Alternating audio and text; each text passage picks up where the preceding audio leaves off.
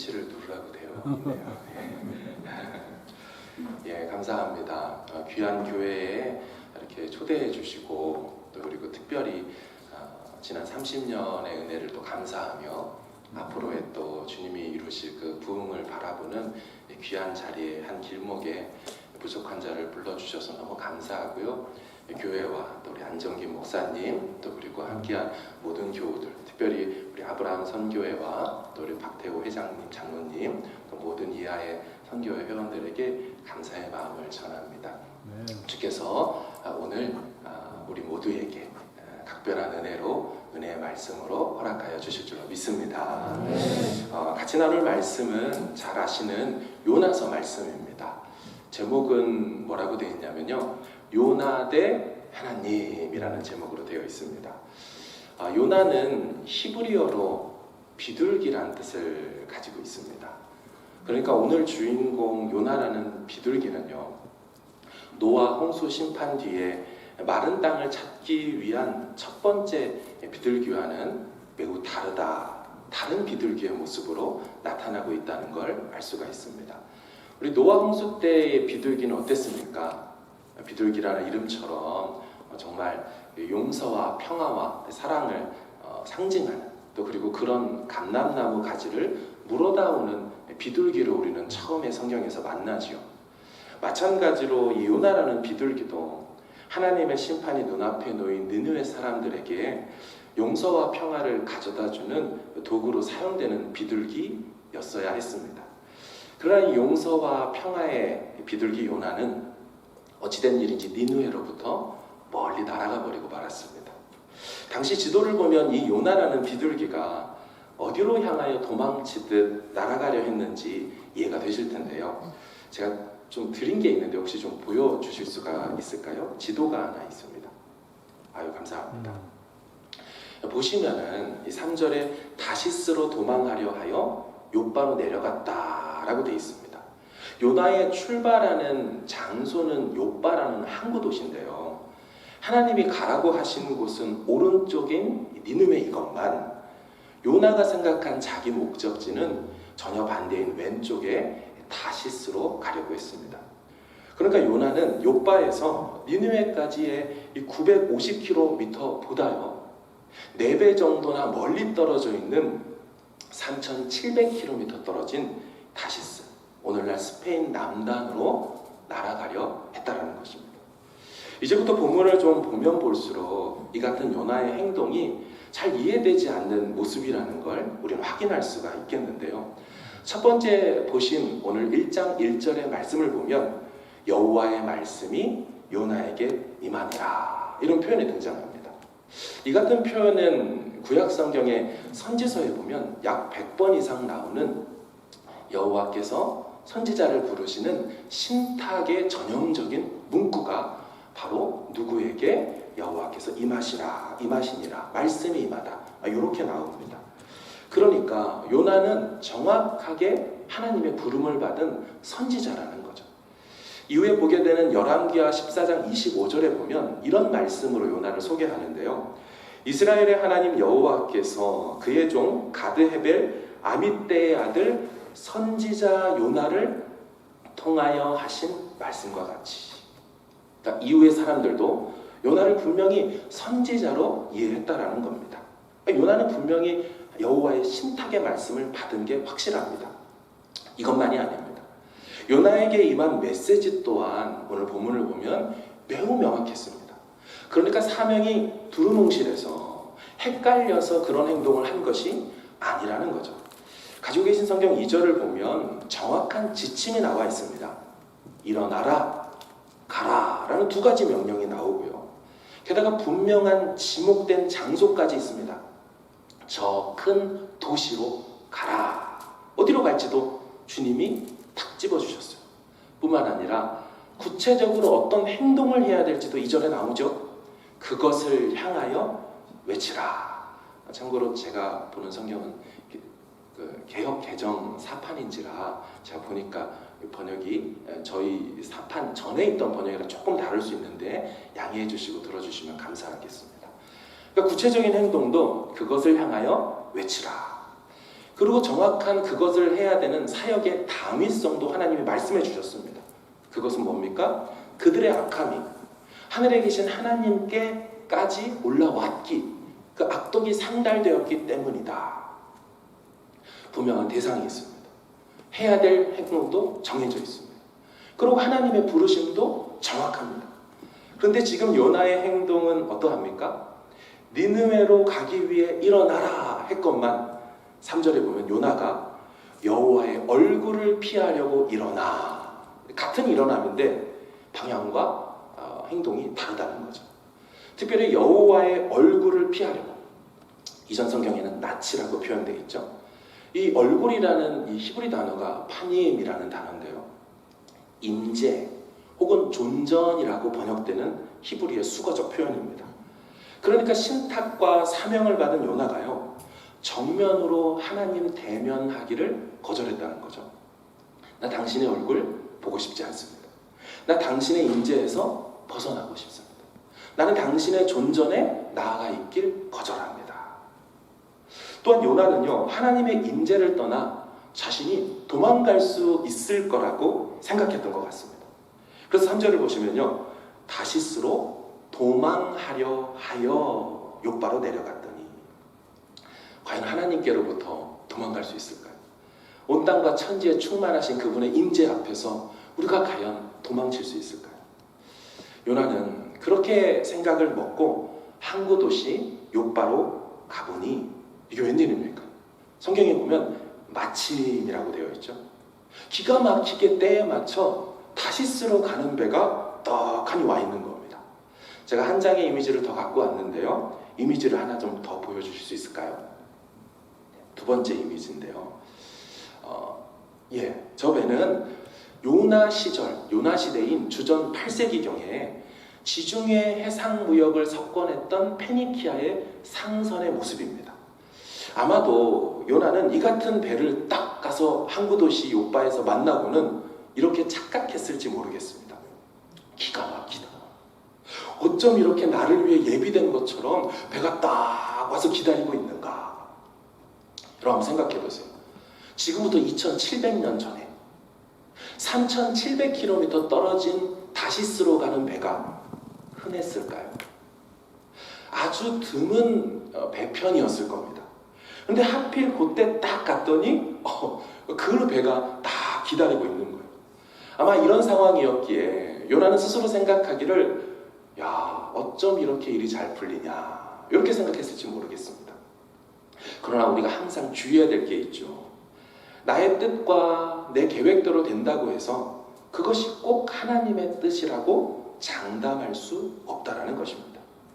여러분, 이것이 요나의 착각에 불과했다라는 것은 다음 두 가지의 내용을 통해 여실히 증명되는데요. 첫 번째는 성경이 요나의 행동들을 묘사하는 문학적 표현의 방식을 보면 좀 더 요나의 행동을 알 수가 있습니다. 특별히 요나의 행동을 표현하는 히브리어 야라드라는 단어가 요나서 전체에 4번이 쓰이는데 그 뜻은 내려가다, go down 이라는 뜻을 갖고 있습니다. 자, 그것이 어떻게 등장하는가? 가지고 계신 성경의 3절을 보면요, 요나가 욥바로 어떻게 갔다고 되어 있어요? 내려갔다라고 되어 있습니다. 3절의 마지막에 보면요, 배에 삭슬 주고 선가를 주고 배값을 주고 배에 올랐더라라고 되어 있지만, 한글 성경이 그렇게 배에 오르다라는 한국식 표현을 한 것이지 원래는 야라드, 내려갔다라는 히브리 단어대로 있습니다. 그러니까 그가 욥바로 내려갔고 이어서 배 안으로 내려갔다. 그런 다음에 5절 하반절도 한번 보십시오. 그러나 요나는 배 밑층에 또 어떻게 합니까? 내려가서 누워 깊이 잠이 든지라. 그 다음에 장면을 우리가 다 알고 있죠. 요나는 이제 바다 가운데로 던져서 물 아래로 또한 내려가게 됩니다. 이렇게 물 아래로 내려가 큰 물고기의 배에 갇혔을 때 요나가 뭐라고 말합니까? 요나서 2장의 6절을 보시면 요나가 이런 표현을 씁니다. 내가 산의 뿌리까지 내려갔사오며. 똑같이 야라드라는 단어가 또 나옵니다. 그러니까 이상의 내용을 정리해보면 성경은 뭐라고 말합니까? 요나의 인생이 불순종으로 인하여 한없이 내려가되 욥바로 내려가고 배 배 안으로 내려가고 배 밑으로 내려가며 바닷속으로 내려가고 심의 깊이까지도 내려갔도다. 그의 인생이 지금 계속해서 하나님을 떠나 추락하는 인생이 되고 있음을 성경은 문학적 방식을 통하여 그것을 보여주고 있습니다. 그러니까 요나의 불순종으로 인해 마침 다시스로 가는 배를 만난 건 절대로 그의 인생이 올라가는 인생이 아니라고 히브리 문학은 표현하고 있는 거죠. 자, 그런가 하면 두 번째입니다. 지리적 여건을 보면요, 요나가 착각하고 있고 요나의 이 행동이 불순종이었다는 것을 더 느낄 수가 있습니다. 사실 요나가 지금 욥바로 내려갔다는 표현은요, 제가 처음에 문학적인 표현으로 이해했지만 첫 번째 해석의 방식은 당연히 지리적으로 이해해야 되는 것이 맞을 겁니다. 사람이 내려갔다고 말하니까요. 자, 무슨 말일까요? 학자들은 도대체 요나가 욥바로 내려갔다고 한다면 내려가게 되는 첫 출발지가 있었지 않았겠습니까? 그 출발지가 어디였기에 그의 지리적인 위치가 내려간다는 표현을 쓰고 있는가? 학자들은 이구동성으로 말하길 그는 거의 예루살렘에서 출발하여 갔을 거다라고 말합니다. 여러분, 성경을 보시면 예루살렘으로 가는 행동들을 다 올라갔다는 표현을 씁니다. 왜냐하면 예루살렘은 산 위의 동네죠. 해발 800m의 위치에 있는 산 위의 동네입니다. 따라서 예루살렘으로 가는 모든 히브리 표현과 헬라어 표현들은 올랐다라는 표현을 쓰고요. 그런 예루살렘에서 서북쪽으로 약 60km 떨어진 항구 도시로 가는 욥바이기에 내려갔다라고 표현을 쓸 수밖에 없는 것입니다. 자, 그렇다면 상황이 어떻게 정리됩니까?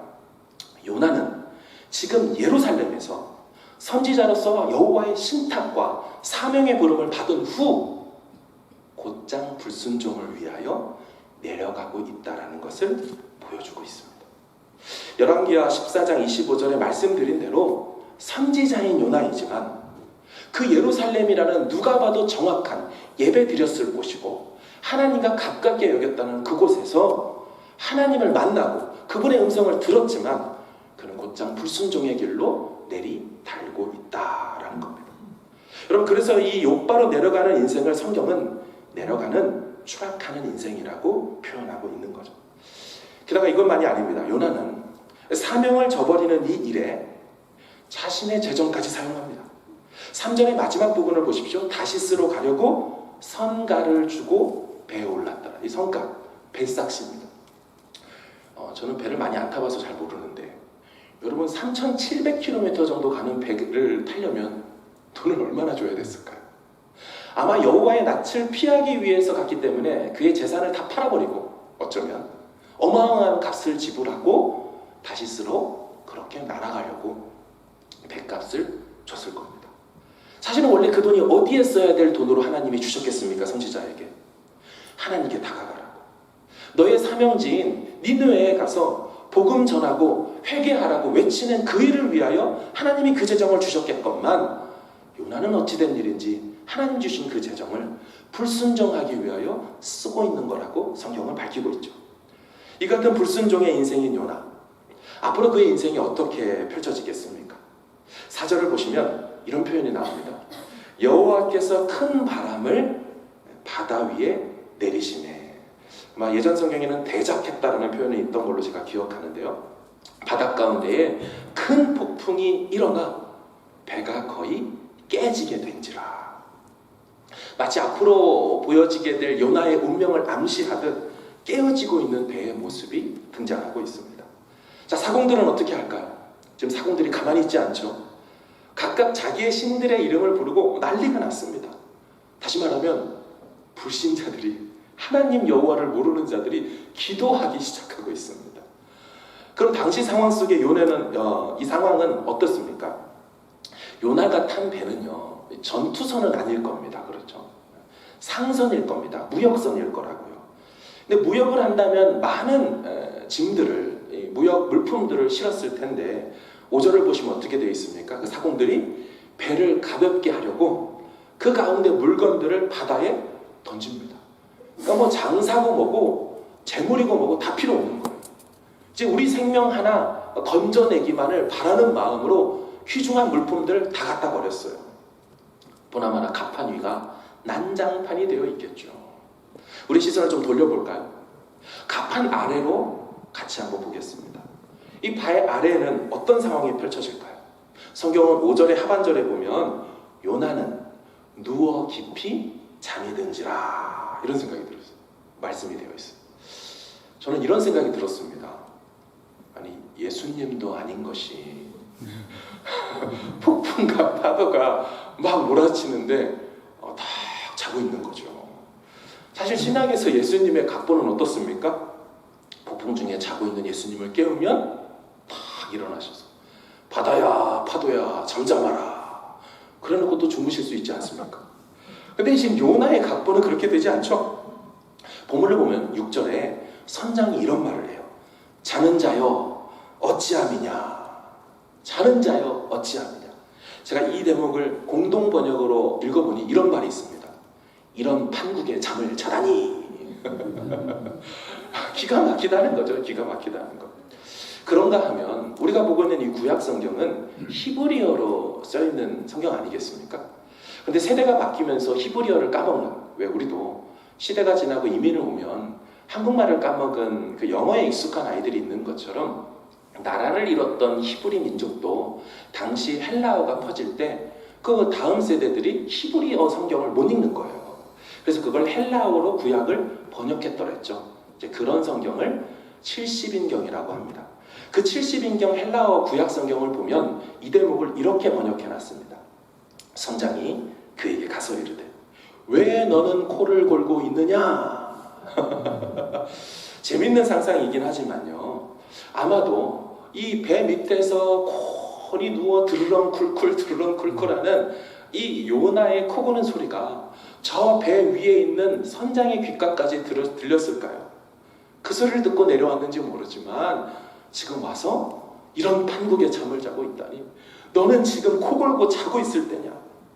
풍랑이 일고 폭풍은 대작하고 물건들은 바다에 던져내고 배가 깨지게 돼도 코까지 골며 육신적으로 잠을 잘 뿐만 아니라 그의 영도 완전히 잠이 들어있는 모습이라고 성경은 요나의 상황을 두 가지 측면으로 설명하고 있습니다. 그런데 여기서 요나를 깨우는 선장의 행동이 범상치 않습니다. 저는 요나서의 묘미가 참 이런 대목이라고 생각하는데요. 요나서 1장의 1, 2절을 보면 여호와의 말씀이 요나에게 보시면 이만이라, 일어나라, 외치라, 이 세 가지의 동사로 표현합니다. 여호와의 말씀이 이만이라, 일어나라, 외치라. 근데 6절을 보면요, 선장도 똑같이 행동합니다. 요나에게 가서라고 되어 있지만 이만이라, 가서는 일어나라, 외치라. 여기서는 구하라 라고 표현되어 있지만 똑같은 동사가 반복됩니다. 근데 여러분, 일어나라 라고 하는 이 표현이 히브리 표현으로 어떻게 발음하냐면요, 쿰이라고 합니다. get up이 쿰입니다. 그래서 달리다 쿰 하면 이게 little girl get up 이런 뜻이에요.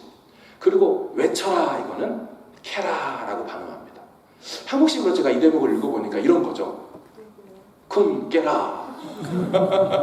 꿈 깨라. 저 혼자만 재밌었습니다. 아무튼 그 말씀들이 지금 똑같이 요나에게 반복되는 거예요. 여호와의 말씀이 임하고 일어나라 외치라, 선장이 임하고 일어나라 외치라 하건만 어찌된 일인지 이 요나는 도무지 정신을 차리지 못하고 있습니다. 6절에 선장이 뭐라고 합니까? 네 하나님께 구해라. 하나님이 망하지 않게 하실지 모르지 않냐. 여러분, 저는 이 대목이 완전 망신 대목이라고 생각이 들었어요. 지금 이방인이요, 선지자에게 기도하라고 하는 거예요. 기도하라고. 기도해 임마. 지금 이런 상황 가운데 너 기도해야 될 거 아니냐. 여러분, 이게 선지자가 이방인한테 하면 했지 어찌 이게 역전되고 있습니까? 그리고 시간이 조금 더 흐릅니다. 그럼에도 상황이 나아지는 것이 없자 선원들이 제안을 합니다. 우리 좀 제비를 뽑아서 도대체 이 범상치 않는 일이 일어나고 있는 것에 원인과 원흉이 누구에게 있는지 좀 알아보자. 아시는 것처럼 요나가 당첨되었죠. 이에 선원들이 흥분하여 4가지의 질문을 요나에게 막 쏟아내기 시작합니다. 너 뭐 하는 놈이냐? 어디 출신이냐? 어느 나라 사람이냐? 민족은 어디냐? 네 가지를 막 추궁하는 거예요. 근데 이것을 들었던, 이 질문을 받았던 요나의 대답 좀 보십시오. 야, 말은 기가 막히게 잘합니다. 9절 보세요. 나는 히브리 사람이요 바다와 육지를 지으신 하늘의 하나님 여호와를 경외하는 자로다. 다 내가 여호와의 낯을 피하려고 이 배 타서 이런 꼴이 일어난 거다. 참 이게 난리가 나죠. 10절 하반절 보시면요, 네가 어찌하여 이 일을 행했느냐, 너 때문에 우리까지 이게 뭐냐. 또 시간이 조금 지납니다. 11절을 보시면 바다가 점점 흉용한지라. 선원들이 요나에게 질문합니다. 우리가 어떻게 하여야 바다가 우리를 위하여 잠잠해질 수 있습니까? 그럼 이쯤 되면 예상되는 요나의 대답이 무엇이어야겠습니까? 제비도 뽑혔고 나 때문에 일어난 게 분명하건만 그렇다면 제가 니느웨로 가겠습니다. 저를 어디다 좀 내려주십시오. 제가 이 자리에서 회개기도라도 하겠습니까? 하겠습니다. 이렇게 말하면 좋으련만 우리의 기대를 완전히 박살내는 요나입니다. 요나의 대답이 뭡니까? 12절에 나를 들어 바다에 던져라. 지금 목숨을 끊으려고 하고 있는 거예요. 완전히 비상식적인 행동으로 이성을 잃었습니다. 여러분, 오히려 잘 보면요, 이방인들이 침착한 거 아십니까? 13절에 그러나 그 사람들이 힘써 노를 저어 배를 육지에 돌리고 있어요. 그러니까 던지라고 하는 그 말을 이방인들이 거절했다는 얘기예요. 그건 아니라는 거죠. 야 요나야, 생명은 소중한 거다. 너 그렇게 쉽게 포기하면 안 돼. 한국식으로 말하면 너 이마 신청이도 아니고 왜 인당수에 집어 던져달라고 너를 던지라고 말하냐. 우리가 한번 해보는 데까지 해보겠다. 하지만 됩니까? 하나님이 진노하셨는데. 13절 중반을 보시면요, 바다가 그들을 향하여 점점 흉용함으로 능히 못한지라. 이방인들의 최후의 반응이 나옵니다. 14절 여호와여 구하고 구하오니 여호와여 용서하소서. 주 여호와께서는 주의 뜻대로 행하심이니이다 하고. 참 이해되지 않는 장면이죠. 이 이방인들이 어떻게 하나님의 이름인 여호와라고 불렀을까요? 지금 전혀 믿음을 가질 수 없는 사람들의 입에서는 여호와의 이름이 나오고 여호와 그분에 대한 신앙이 장렬하고 여호와 그분에게 온전히 자신의 앞날과 미래를 내어 맡기죠. 당신의 뜻대로 하옵소서라고 완전히 맡깁니다.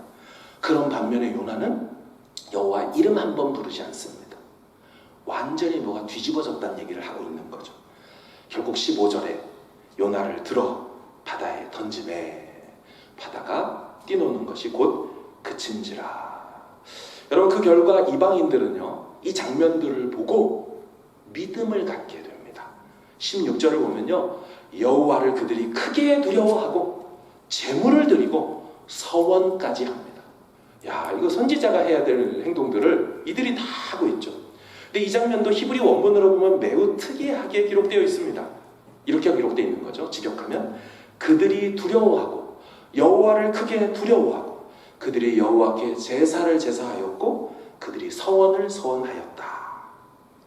이는 매우 강한 강조를 하기 위해서 히브리 동사와 명사를 한 문장의 줄에 다 몰아넣어서 반복하여 표현하는 매우 강한 히브리식 강조 표현으로 서원을 서원하고 또한 제사를 제사했다, 두려움을 두려움했다 라고 표현합니다. 결국 여러분, 성경이 무엇을 말하고 싶어하는 것 같습니까? 여호와 모르는 이방인들이 온전히 여호와를 인정하고 마땅한 반응을 보이고 있다는 거예요. 사실 이 반응은 이 선지자가 보여야 될 반응이어야 함에도 불구하고 그가 그 배 위에서 하나님 모르는 이방인들에게 삶으로 보여줘야 될 것을 어떻게 된 일인지 거꾸로 그들이 보여주고 있는 겁니다. 저는 오늘 본문을 보면서 드는 생각이 이것이었습니다. 내가 하나님이라면 왜 꼭 굳이 요나인가? 라는 생각이 들었습니다. 아니, 많고 많은 사람들 얼마든지 있을 텐데 왜 꼭 굳이 요나를 택해서 하나님 일하실까? 여러분, 결과적으로 요나가 한 일이 무엇입니까? 니느웨에 가서요, 40일이 지나면 니느웨가 무너지리라, 요 한 줄 말해요. 히브리 단어로 보면 5개 단어 말하고 온 게 전부입니다. 가서 회개하십시오. 하나님이 사랑하십니다. 하나님이 여러분들을 돌아오기를 기다리고 계십니다. 여러분 이런 식으로 따뜻하게 말한 게 아닙니다. 단순한 멸망을 선언했습니다. 게다가 요나 입장에서는 자기 나라를 괴롭히고 있는 그 아수르의 도시였던 니느웨가 멸망당한다고 하니 그 멸망 선언이 얼마나 고소하고 속 시원했겠어요. 따라서 요나가 한 게 정작 별거 없어요. 아무리 살펴봐도 우리는 형편없는 요나라는 결론밖에 내릴 수가 없습니다. 요나서를 볼 때 우리는 이러한 요나를 보며 이런 생각을 하죠. 참 내 모습이 요나 같구나. 그래서 나는 불순종하지 말아야지. 이 정도의 결론을 내리곤 하죠. 물론 이 적용도 맞는 적용이겠지만 이렇게 한다면 우리는 성경을 반밖에 보지 못하는 것일 수 있습니다. 우리 성경을 볼 때 사람도 봐야 하지만 하나님도 같이 보아야 합니다. 아니 어쩌면 하나님을 보아야 제대로 성경을 보았다라고 말할 수 있는 것이죠. 여러분 보이십니까? 이 요나의 불순종보다 한 번 사명자로 부른 요나를 포기하지 않는 하나님이 요나서의 주인공 되십니다. 형편없는 요나, 비겁하고 피하기만 하는 요나, 한 민족을 살릴 수 있는 사명을 받았음에도 불구하고 세상 끝까지 도망가려고 도망쳤던 요나, 그러다가 문제 만나니까 하나님을 의지하기는커녕 목숨이나 끊으려고 했던 요나, 그 입만 살아서 번지를 했던 요나. 여러분 그런데 그런 요나를 포기하지 않는 하나님의 열심, 하나님의 포기치 않는 끈질김, 그분의 사랑의 질김, 여러분 이게 바로 요나서의 핵심인 줄로 믿습니다. 이 같은 하나님의 포기하지 않는 열심, 여러분 우리는 성경의 면면에서 흐르고 있는 것을 발견했습니다. 선악과를 따먹지 말라고 하는 명령, 그 주님의 부탁을 의연하게도 아무렇지도 않게 저버렸던 그 아담과 하와, 하나님의 에덴 동산에서 쫓아내시면서 그냥 보내셨습니까? 가죽옷을 지어서 입혀가며 그들의 죄의 결과인 수치를 당신께서 스스로 가려주고 계십니다. 10개의 기적과 홍해의 기적과 만나와 메추라기와 구름기둥과 불기둥, 수많은 전쟁의 기적들을 보여주시고 승리를 주셔도 하나님 어떤지 모르고 금송아지나 만들고 하나님을 하나님 대접하지 않는 그 이스라엘 백성들을 하나님이 버리신다는 얘기가 출애굽기입니까? 아니죠. 그들을 끝내버리지 않고 끝까지 약속의 땅 가나안 땅으로 들여보내시고야 만나는 하나님의 일하심의 역사를 보여주는 게 구약의 모세오경 얘기가 아니겠습니까? 3번씩 예수님 부인하고 저주까지 했던 베드로, 예수님이 포기하지 않아요. 3번 저주하고 부인하자 3번 물으시잖아요. 네가 나를 사랑하느냐? 네가 나를 사랑하느냐? 그 마음속에 그때 용기 내서 고백하지 못했던 그 표현을 다시금 그 자리에서 숯불 펴놓으면서 다시 듣고야만은, 여러분 숯불의 장면이 중요하죠? 왜냐하면 베드로가 어디에서 어떤 상황에서 예수님을 부인했습니까? 숯불을 피워놓은 그곳에서 예수님을 3번 부인했어요. 예수님이 그 숯불을 똑같이 피워놓고 그 상황을 그대로 만들어준 다음에 다시 한번 기회를 주시는 장면이죠. 네가 나를 사랑하느냐? 예 주님, 제가 주님 사랑하는지 주님이 아십니다. 예수님이 그 실패한 베드로를 포기하지 않으시고 사도 베드로로 정말 멋지게 만들어서 사도행전에서 그의 베드로의 전후서를 통하여서 그의 인생의 고백을 담아 형제들이여, 수많은 갑바도기아, 본도, 갈라디아에, 비두니아에, 아시아에 사는 온 성도들이여, 내가 했던 실수처럼 그렇게 실수하며 살지 마십시오. 여러분들은 끝까지 인내하십시오. 고난과 힘든 속에서 오직 주님만, 보배롭고 산돌이신 그분만 바라보십시오. 여러분 베드로 전후서를 잘 읽어보세요. 베드로의 실수의 용어들이 기가 막힌 성령으로 인한 변화의 언어로서 다시금 그곳에 펼쳐지고 있습니다. 예수님 그의 인생을 포기하지 않았다는 거죠. 자신을 팔 거라는 걸 알면서도 가룟 유다에게 초를 찍어주면서 먹이십니다. 네가 나를 조금 있다 배반할지언정 나는 예수님은 자신의 제자들을 사랑하시되 끝까지 사랑하시는 그 모습을 보여주고 계시죠. 자기를 믿는 자를 잡아다가 감금하고 감옥에 넣고, 심지어 스데반 집사님 같은 분은 죽이기까지 하는데 앞장섰던 그 사울을 굳이 부활의 주님께서 찾아가 만나주셔서 그를 단순히 예수 믿는 정도로만이 아니라 신약의 13권의 바울의 서신을 쓰는 저자로 만드셔서 사울이 아니라 바울 되게 하시고 이방인을 위해 택한 나의 그릇이라고 남다르게 그의 인생을 불러주시는 이 예수님의 열심, 부활하고 승천하셔서도 그 인생을 떠나지 않으시고, 사도행전의 역사를 보면 멜리데 섬에 가고 유라굴로 광풍을 만나도 그 인생 가운데 나타나셔서 걱정하지 말아라, 275명의 단 한 사람의 머리칼도 떨어지고 상하는 일이 없을 거다, 온전히 너희들 모두가 다 로마로 도착할 거다. 오히려 그 과정 속에 부블리오 부친의 그 병을 치료하고 거기서 그 민족들을 돌아오게 하는 도구로 쓰임받게 하고, 로마라는 세계의 심장 그 한복판에 서서 만 2해 동안 하나님의 복을 담대히 전한다고 하며 사도행전을 마지막 멋지게 장식하는 그 일에 사도 바울을 주님 포기하지 않고 삼아 주신 줄로 믿습니다. 사랑하는 여러분, 자신을 십자가에 매달고 자신의 옆구리를 창으로 찔렀던 로마의 군사들, 이스라엘 백성들, 예수님이 포기하지 않으셨어요. 오히려 저들이 하는 일을 저들이 알지 못한다고 하며 저들의 죄악을 위하여 기도하셨고, 사도행전에 보면 알 수 없는 3,000명의 무리들과 그 예루살렘에 있었던 남자만 5,000명의 사람들이 주께로 다 베드로의 설교를 듣고 돌아오는 역사는, 여러분 그냥 베드로가 설교를 잘했습니까? 그래서 일어난 겁니까? 아니요. 누가복음 22장에 있는 예수님의 그 십자가에서 그 기도, 주여 수많은 나를 못 박아라 달라고 하는 저들의 죄를 용서해 달라는 그 예수님의 기도가 사도행전에서 응답되어 저들이 그 죄 용서함 받고 회개하며 형제들아 우리가 어찌할꼬 하며 그 십자가 앞에 나오고 성령의 세례를 받고 성령을 선물로 받아 주님 앞에 예루살렘 교회가 되어 땅끝까지 복음 전하는, 예루살렘과 온 유대와 사마리아와 땅끝까지 가는 복음의 일꾼들로 다 변화가 된 것, 그것은 그들의 어떠함이 아니라 예수 그리스도를 포기하지 않는 그들을 위한 기도의 응답인 줄로 믿습니다. 사랑하는 여러분, 하나님은요 자기 아들 예수를 포기하면서도 자신의 백성들을 포기하지는 않으셨어요. 그 아들 예수님은 자기 자신은 십자가에서 내어주면서도 자신을 저주하고 못 박으려 했던 그 백성들을 포기하지 않으셨어요. 이사야 선지자를 통해서 말씀하셨죠. 여인이 어찌 그 젖먹는 자식을 잊겠으며 자기 태에서 난 아들을 긍휼히 여기지 않겠느냐. 그들은 혹시 잊을지라도, 이건 말을 할 수 없는 가정법입니다. 그럴 수 없어요. 그럼에도 불구하고 그들이 혹시 잊는다 한다면 할지라도 나는 너희를 잊지 않을 것이다 말씀하십니다. 상한 갈대를 꺾지 않으시고 꺼져가는 심지도 끄지 않으신다는 바로 이것이 하나님 아버지의 우리를 향한 마음인 줄로 믿습니다.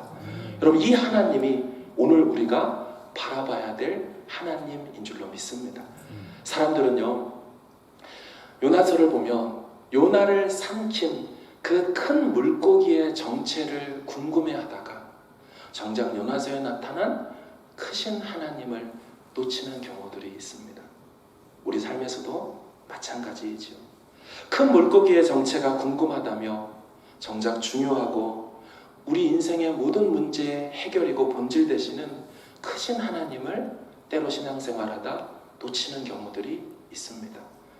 우리는 문제에 집중할 것이 아니라 문제 너머에 계신, 우리의 불순종보다 우리의 허다한 허물보다 하나님의 그 사랑이 훨씬 크다라고 하셨던 말씀처럼 우리의 어떠함이 아닌 하나님 그분의 어떠함에 늘 우리의 믿음의 시선을 고정하여 드리고, 어떠한 신앙의 어려움을 당해도 내 하나님 시퍼렇게 살아계시고 지금도 실제하시고 당신의 그 영으로 내 안에 내주하셔서 영원히 떠나지 않겠다고 약속하신 그 부활하신 성령의 역사가 지금도 나를 살려내고 죽은 내 영 깨어서 이 자리에 오게 하셨다는 것을 기억하며 이번 한 주도 앞으로의 30년도 평강교회가 하나님을 위하여서 그 위대하고 존귀하신 하나님을 위하여 멋지게 드려지고 쓰임받기를 간절히 주님의 이름으로 축원합니다. 아멘. 제가 잠시 기도하겠습니다. 하나님 감사합니다. 부족한 종을 통하여서 하나님의 크심을 다시 한번 은혜로 나눌 수 있게 하심에 감사합니다. 요나의 불순종이 아니라, 요나의 못된 모습이 아니라 그것을 포기하지 않는 하나님의 집요하심, 한국에서부터 이 뉴질랜드까지 우리 인생을 추적하여 주시고 단 한순간도 그 눈길을 떼지 않으셨던 이 하나님의 다함없는 집요하신 그 사랑 덕택에 우리가 이곳에 앉아있음을 다시 한번 기억하게 하여 주셔서 앞으로의 이민의 생활도 어떤 어려움이 오고 어떤 고난이 오고 어떤 아픔과 병이 든다 할지라도 나와 함께 하신 하나님, 나를 한 번도 떠나지 않으셨던 하나님, 그 하나님을 바라보며 이기겠습니다. 믿음으로 다시 기도하겠습니다. 말씀을 의지하겠습니다. 성령의 능력을 바라보겠습니다. 그렇게 나아가는 온 평강교회 성도들이 다 되게 하여 주시옵소서. 감사하고 예수님 이름으로 기도하옵나이다. 아멘.